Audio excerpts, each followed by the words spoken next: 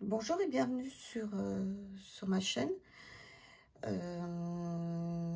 je vais vous présenter la 6e et dernière partie de l'inventaire de mes jeux. J'arrive au bout. Je vais commencer par un tarot qui s'appelle le tarot de la bienveillance de Colette Baron-Ryde,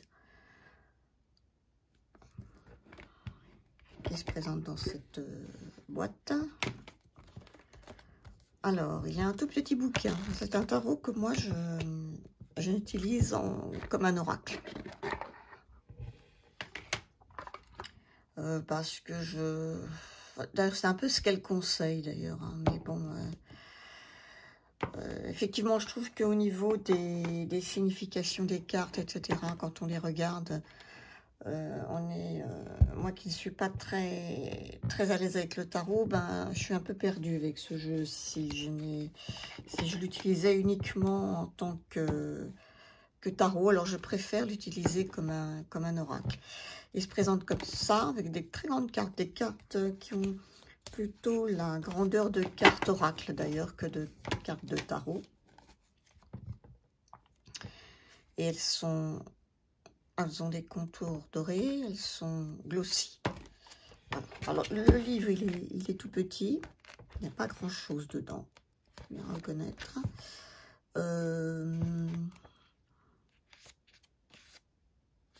Il y a, alors les cartes sont nommées et vous avez le nom de la carte, par exemple ici le fou, vous avez l'enthousiasme, un mot-clé, et une petite explication de la carte. Il n'y a pas grand-chose. Le magicien, on a l'alchimie. La grande prêtresse, on a le mystère. Voilà. Et si je prends la grande prêtresse, par exemple, c'est certaines choses ne sont pas faites pour être connues intellectuellement, mais intuitivement. Cette carte me rappelle que je peux avoir accès à une sagesse et à une connaissance supérieure si j'entre en harmonie avec mes vibrations et que je leur fais confiance. Des mystères me seront révélés, me feront évoluer. Voilà. Après, on a les cartes des mineurs qui sont classées par les éléments. Avec les 4 éléments, par exemple l'air, vous avez l'esprit. L'air qui correspond aux épées. Et ensuite, vous avez des petites explications, mais il n'y a pas grand-chose. Voilà. Le feu avec les bâtons, l'intuition en action. C'est pas mal fait, hein, mais bon, je trouve que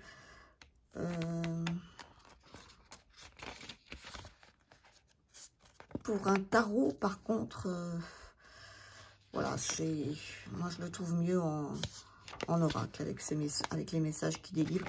Il est, comme son nom l'indique, bienveillant. Donc il n'y a pas de cartes négatives dans ce jeu. C'est pas un jeu avec des cartes, même les cartes négatives ne le sont pas. Alors, les illustrations, dans l'ensemble, j'aime bien, mais pas tout. Pas tout. Mais bon, dans l'ensemble, elles sont très jolies. L'étoile, hein, elle est très belle. Hiérophante. Les cartes de feu, je les trouve magnifiques. Et la tour, par exemple, là, elle s'effondre pas. Hein. Ouais.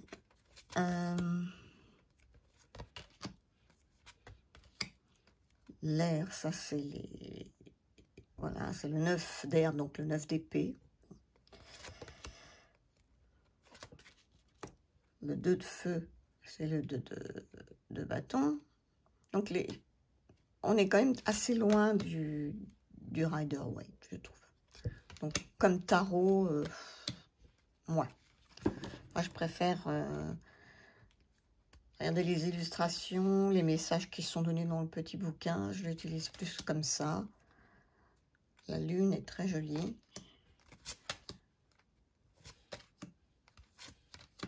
Je crois en rien comme ça que celle que j'aime le moins, c'est c'est les coupes, c'est-à-dire l'eau.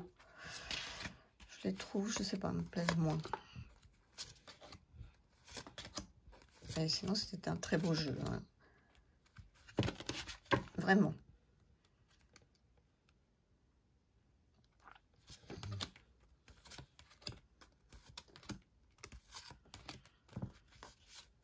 Bon, je ne vais pas tout vous passer. Donc,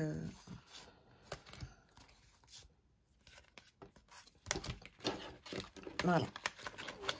Donc, c'est un tarot, mais qui pour moi n'en est pas vraiment un.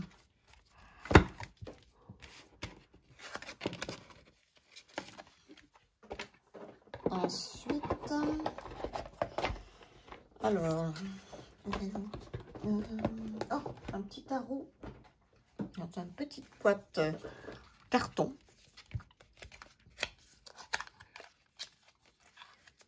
qui s'appelle, qui est en anglais uniquement, le Dreaming White Tarot chez US Game. Alors, ce tarot, je l'ai depuis un moment. Alors, le dos, c'est pas le plus beau dos que j'ai vu. Hein. Ça, pour être honnête,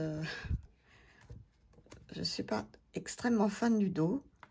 Par contre, j'aime bien les illustrations de ce jeu. Alors, il n'y a pas de... Il y a un tout petit bouquin, je ne l'ai même plus. Il n'y a pas grand-chose dedans. Voilà, puisque j'en ai fait.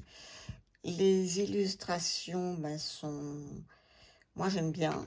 Après, c'est particulier. Là. Il y a un mélange de modernité, de... Et puis un côté ancien aussi, un peu moyenâgeux. Même. Il y a un mélange des deux. J'aime bien le style. Il peut être un peu froid peut-être. Les personnages n'ont pas beaucoup d'expression. Bon, très peu. Voilà. Mais c'est un jeu que j'aime bien.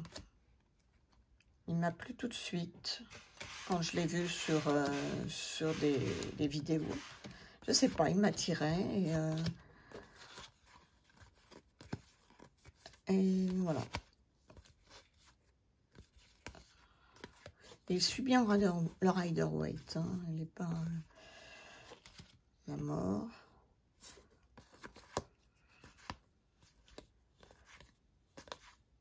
On ne voit pas beaucoup celui-là. Il est vraiment...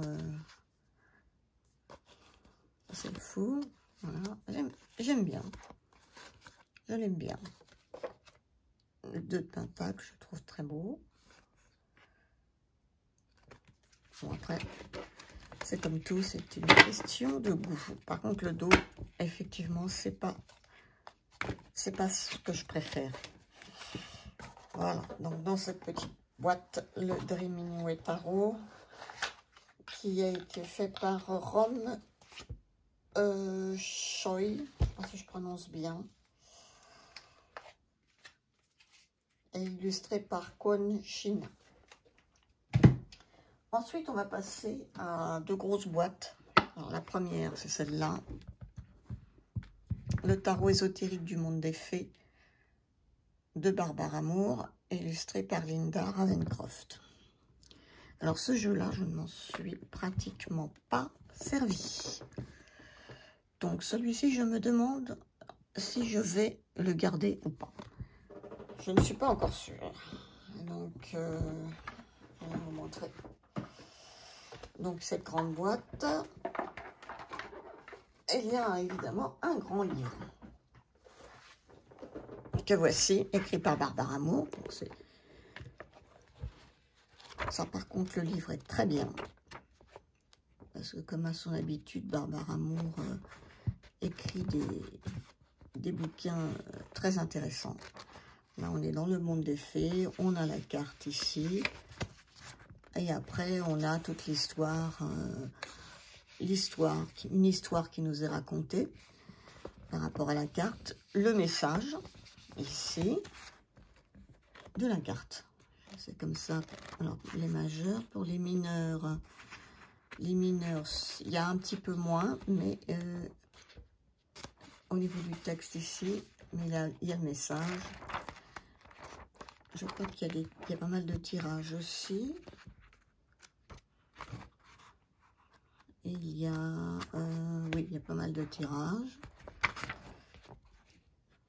3, 6, voire plus. Oui, il y a beaucoup de tirages avec des exemples et des interprétations. Donc ça, c'est toujours intéressant. Donc le livre est très bien fait, très complet, on apprend beaucoup de choses. Avec la petite fée, là. Alors les cartes. Les cartes sont comme ceci. Le dos. Joli dos. Alors moi, c'est le contour qui me gêne un peu. Autant, des fois, ça me gêne pas. Mais là, je trouve que, vu que ce sont des cartes qui ont beaucoup de détails, donc les illustrations sont très jolies, il y a beaucoup de détails. Et je trouve que comme c'est des cartes dimension tarot, quoi, elles sont pas grandes. Ce cadre, ça mange un peu et il n'a pas vraiment une utilité, je trouve. Si ça veut occuper toute la carte, je pense que ça aurait été plus joli. Parce que bon, les images sont belles, hein. Les illustrations sont belles, hein. Là, on a une jolie tempérance. Voilà. Alors, je m'en suis pas servie, mais je pense que je vais essayer de voir s'il me parle au printemps, là. Parce qu'il y a des illustrations qui font assez printemps, avec ces fleurs, par exemple.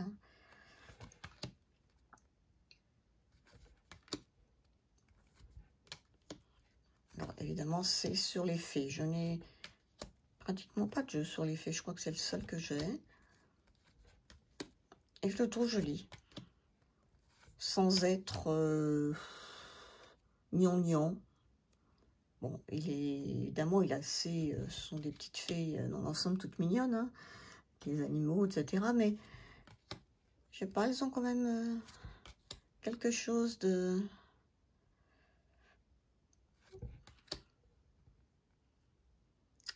Non, c'est pas trop enfantin. Voilà. Là, la lune est très jolie.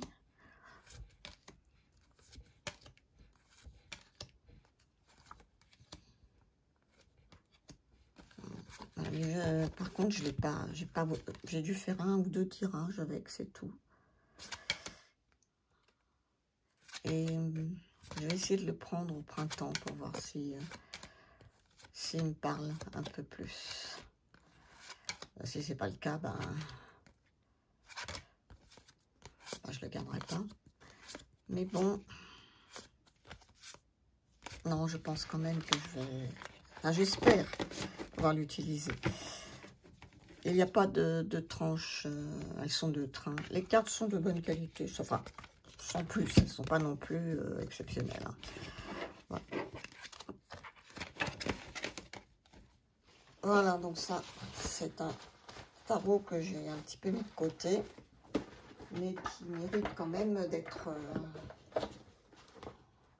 un petit peu étudié. Ensuite, une autre grosse boîte, c'est le manga, le Mystique Manga Tarot, qui est un tarot également de Barbare. Alors, pareil, le livre est très bien fait. J'aime beaucoup le bouquin. Je ne l'ai pas utilisé. Je vous montre à l'intérieur de la boîte, qui est très belle. Je ne l'ai pas utilisé pendant longtemps. J'ai mis de côté. Parce que bon, je ne suis pas très manga, mais je trouvais les illustrations très belles. Et puis dernièrement, depuis que j'ai acheté l'Oracle du Soleil Levant, je l'ai combiné avec... Je me suis dit, bon, même si ça n'a rien à voir au niveau des illustrations, mais ça reste quand même basé sur le Japon. Et j'ai voulu faire un combo avec, et ça fonctionne très bien. Et du coup, je me suis mis à réutiliser le tarot, celui-ci. Donc, j'étais prête à le vendre, et là, plus du tout. Donc, comme quoi, j'ai bien fait d'attendre un peu. Alors, le livret est bien fait. On a la carte ici. On a une explication de la carte ici, la signification divinatoire, le conseil, et si la carte est renversée, on vous soumet des questions à vous poser. C'est pas mal fait. C'est un peu comme ça pour toutes les cartes. Et puis, qu'est-ce qu'on a à la fin? Ah oui, à la fin, c'est en annexe, on nous raconte le voyage du fou, donc à travers les majeurs. Il y a des tirages aussi proposés et des exemples, comme dans l'autre livre sur les fées, des exemples concrets avec l'interprétation. Donc, comme toujours, Barbara Amour fait des livres intéressants quoi, pour l'apprentissage du tarot. Alors, le jeu, je vous le montre. Alors, le dos, pour moi, il est très moyen, rien d'exceptionnel. Les tranches sont blanches. Et les cartes, elles sont jolies. Moi, j'aime bien. Je suis pas fan des mangas du tout. Hein. Mais celles-ci sont jolies. Puis elles sont, comment dire, c'est dans tous les sens. Il y a beaucoup de petits détails. Bon, attention, tout est à l'envers. Non. Et pareil, ce ne sont pas des mangas enfantins, quoi. Je trouve que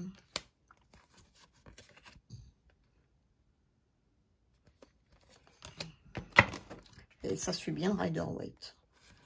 Bon, je crois que tout c'est dans tous les sens. J'aurais dû regarder avant. Le magicien. Là. Non, les dessins sont très beaux, hein, vraiment très beaux.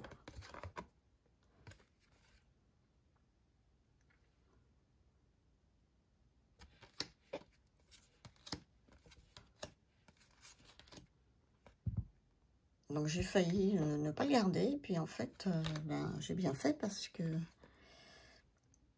maintenant, je m'en sers. Quoi.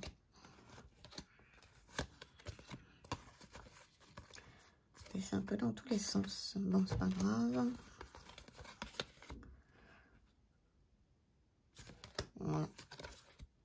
La qualité, ça va, j'ai une qualité tout à fait correcte. Mais là, quand je le regarde, je me dis que le jugement, qu'il est beau quand même. Hein. Il y a des belles couleurs, il y a...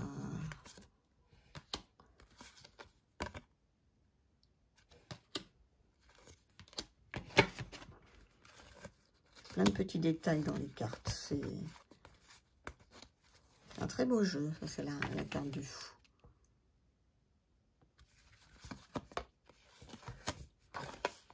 Voilà, bon, je vais pas aller au-delà. C'est un peu dans tous les sens en plus, donc ça va vous donner le tournis. C'est la carte de la boîte.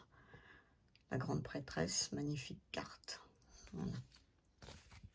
Voilà pour ce jeu. Alors celui-ci, j'ai failli le revendre. Et finalement, non. Je vais le garder.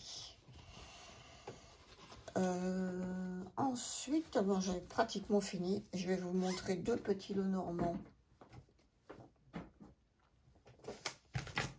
Parce que je n'en ai pas beaucoup. J'ai celui que je vous avais montré, que j'ai mis en review complète puisqu'il vient de sortir. Donc, je ne vous le représente pas. Vous le verrez sur la review.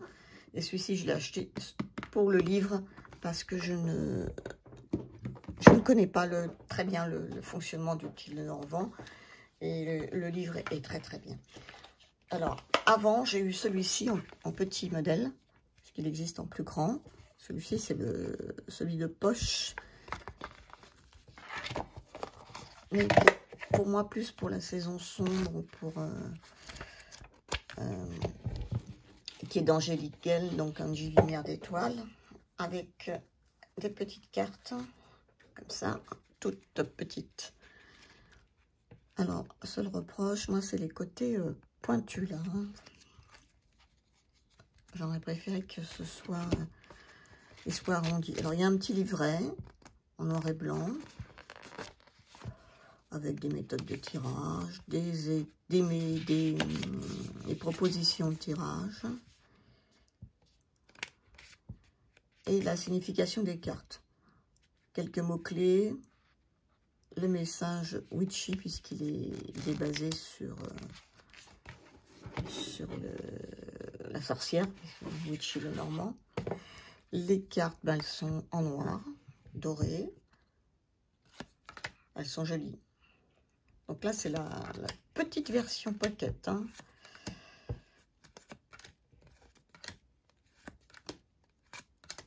Voilà.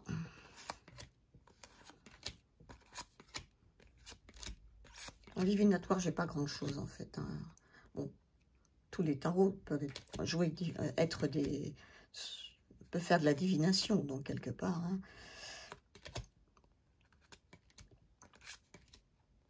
Voilà, il est joli. Il a son style bien à lui, quoi. Mais il est très witchy.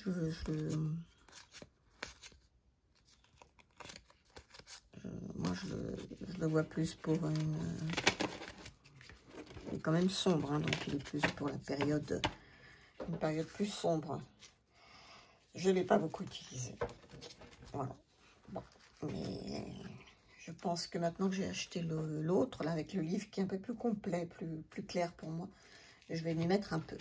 Et puis le tout dernier, là, je vais vous finir encore pour un petit Lenormand, pareil, mini de poche. Alors celui-là, c'est un petit Lenormand que j'ai créé pour moi. Il est sur le thème celtique. Voilà, il n'est pas dans l'ordre, tant pis. Que j'ai créé. Alors le dos, il n'y a pas le tranchant neutre, le dos est comme ça. Il est glossy. Hein. Donc là, c'est la maison, la faux, la clé, les chemins, les oiseaux.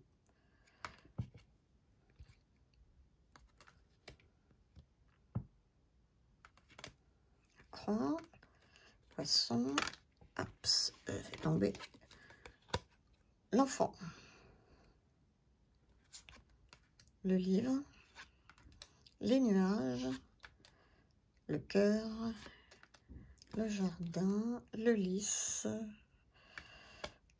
l'encre, la cigogne,